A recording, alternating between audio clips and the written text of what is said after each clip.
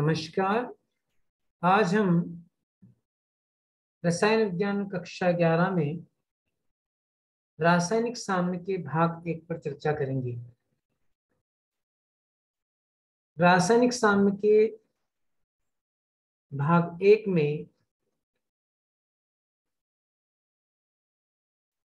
प्रस्तुत है सबसे पहले रासायनिक साम्य की परिभाषा। किसी उत्क्रमणीय अभिक्रिया की वह अवस्था जिसमें अग्र एवं प्रति अभिक्रिया का वेग बराबर हो जाता है रासायनिक साम्य अवस्था कहलाती है।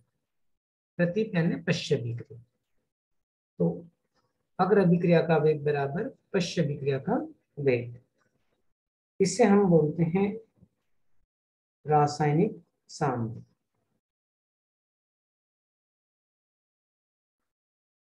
साम्य गतिक होता है, अर्थात अभिक्रिया बंद नहीं होती है, अपितु अग्र एवं प्रति अभिक्रिया का वेग बराबर हो जाता है। साम्य दो प्रकार की होती हैं, भौतिक एवं रासायनिक साम्य। सबसे पहले बात करते हैं भौतिक साम्य की। भौतिक साम्य का आशय यहाँ पर है जो पदार्थ की भौतिक अवस्थाओं में साम्य स्थापित होता है उसे हम भौतिक साम्य कहते हैं। सबसे पहला उदाहरण है ठोस का द्रव में परिवर्तन होने पर साम्य।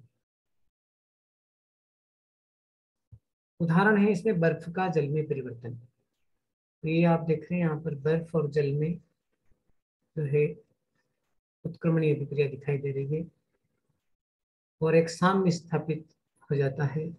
जब साम्य स्थापित होता है तो बर्फ के पिघलने की दर और पानी के जमने की दर बराबर हो जाती है, यानी जिस दर से बर्फ पिघलती है उसी दर से पानी भी जमता है,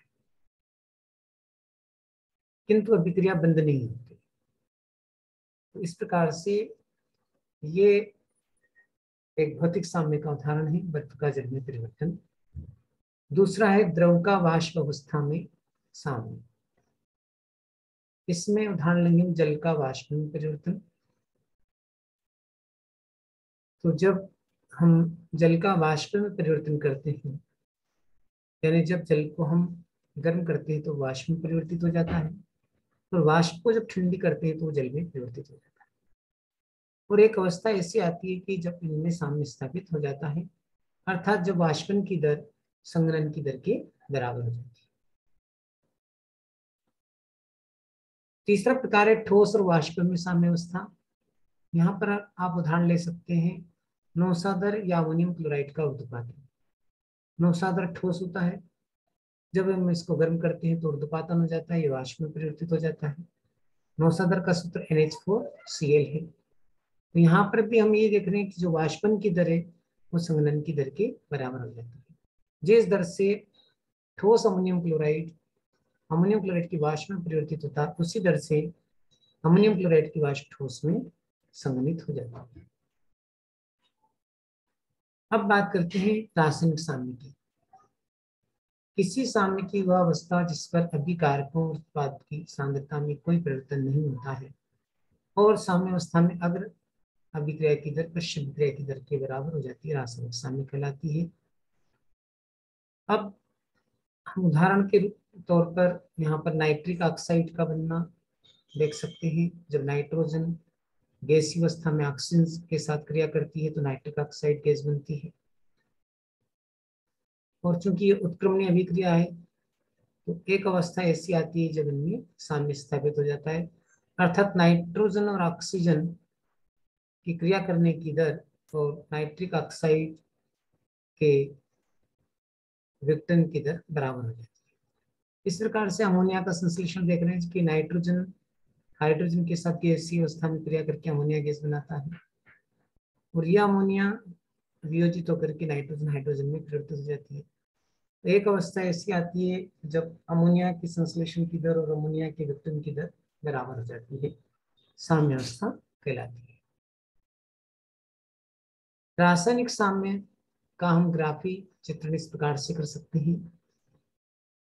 यहाँ पर हम सांद्रता ले लेते हैं और एक तरफ आप जो नीली लाइन दिखाई दे रही है वो अग्र अभिक्रिया का वेग दिखाई दे रहा है, और ये जो ऑरेंज कलर में आपको जो लाइन दिख रही है वो बैकवर्ड यानी पश्च विक्रिया का लाइन दिखाई दे रही है। एक अवस्था ऐसी आती है कि जब यहाँ पर साम्य स्थापित हो जाता है, अर्थात दोनों विक्रियाओं का वेग बराबर हो जाता है।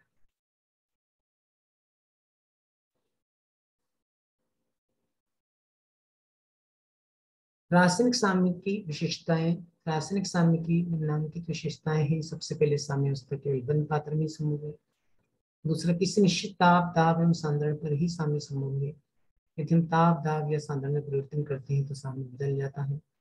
साम्य अवस्था में अग्र तथा पश्च विक्रिया का वेग सदैव बराबर होता है और साम्य उत्क्रमणी था गतिक होता है।